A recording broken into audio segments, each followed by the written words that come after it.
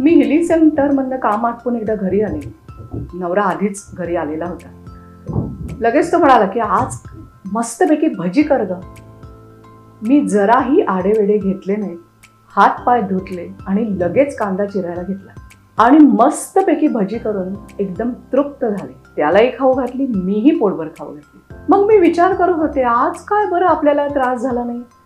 कोणी त्याने काही सुचवलं, हे कर ते कर, की आपली चिडचिड होते. आत्ता कशाला, मग कशाला असं आपण म्हणतो. मग आज काय असं झालं, ह्याच्यावरती विचार करत असताना माझ्या लक्षात आलं, खरं तर सकाळपासून मला सुद्धा कांदा भजी खावीशी वाटत होती. म्हणजे काय, माझी इच्छा होती कांदा भजी खायची आणि त्यामुळे आज त्याने समोरनं फरमाईश केल्यावर मी म्हटलं चला आपली पण इच्छा पूर्ण होईल म्हणून मी अगदी सगळं उत्साहात आनंदात केलं. म्हणजे काय, तुमची जेव्हा इच्छा असते आणि मनापासून तुम्ही एखादी गोष्ट करता तेव्हा त्याचा कसलाही त्रास आपल्याला वाटत नाही. पटतंय की नाही? येस की